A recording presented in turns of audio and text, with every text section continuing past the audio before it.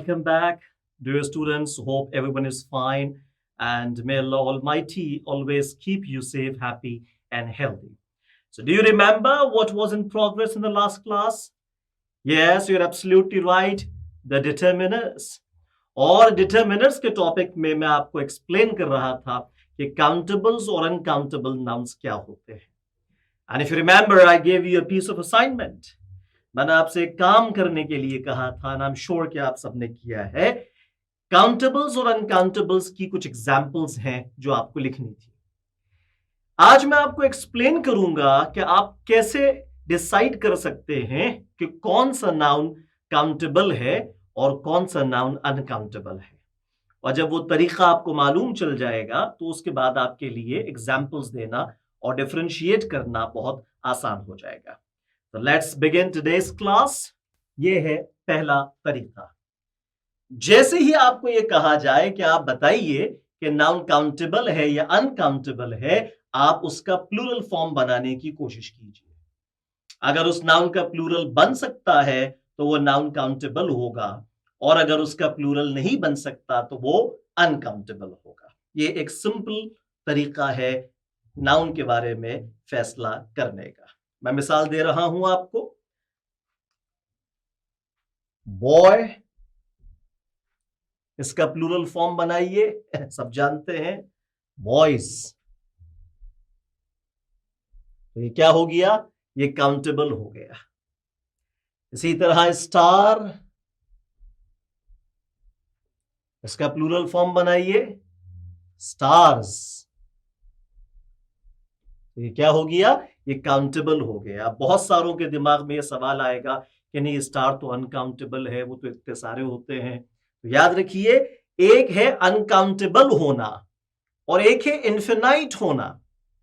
यानी एक चीज को आप गिन तो सकते हैं लेकिन एग्जैक्टली नहीं बता सकते कि वो कितने हैं. वो लातादाद हैं. उनकी एग्जैक्ट फिगर डिफाइन करना ये मुमकिन नहीं है. तो इन्फिनाइट होना एक अलग चीज है और अनकाउंटेबल होना एक अलग चीज है. आप सितारे गिन सकते हैं. पुराने जमाने में ये मशवरा दिया जाता था, अगर रात को किसी को नींद ना आती हो तो उसको कहा जाता था कि तुम छत पर चले जाओ और तारे गिना करो. तो वो तारे कैसे गिनेगा बेचारा अगर स्टार्स अनकाउंटेबल हो? तो पता चला कि नहीं, ये काउंटेबल तो है, गिने जा सकते हैं, but you can not tell exactly what is the number, the quantity of the stars. 1,000, lakh, crore, अरब, खरब, टोटल कितने हैं ये नहीं बताया जा सकता, लेकिन आप उनको गिन सकते हैं. आप कहते हैं 5 स्टार होटल्स, 5 स्टार, 5 है. कैसे? क्योंकि आपने गिने हैं. तो याद रखिए कि जिसका प्लूरल बनेगा वो काउंटेबल होगा, चाहे आपको लगे या ना लगे. इंग्लिश ग्रामर के अंदर उसको काउंटेबल माना जाएगा. बिल्कुल इसी तरीके से वाटर,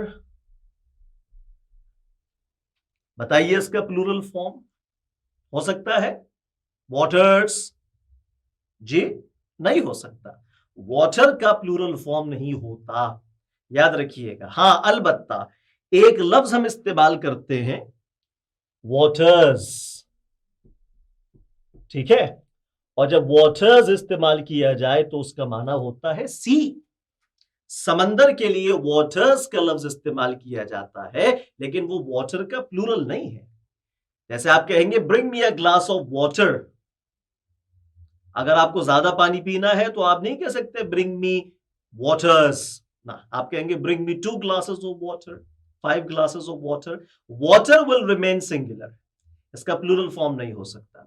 लेकिन हाँ, वाटर्स आप कह सकते हैं और उसका माना क्या होगा? सी होगा. जी हाँ. The Birkenhead soon sank into the waters and disappeared.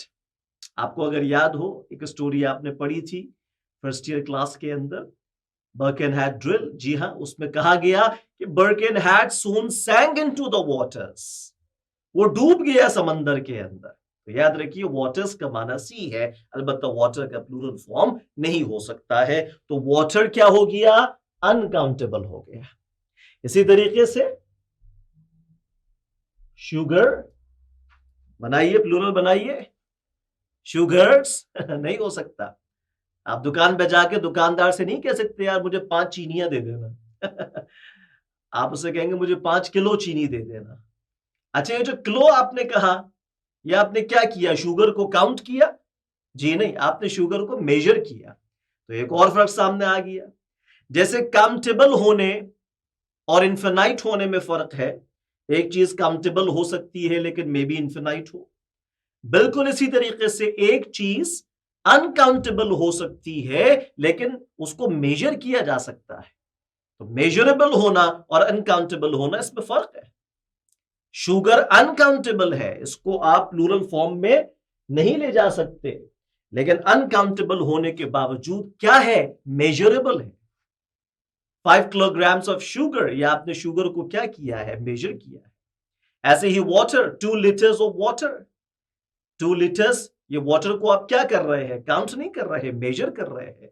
So there can be nouns which are uncountable but yes they are measurable. तो ये दोनों बातें अलग अलग हैं, इनके फर्क को जहन में रखिएगा।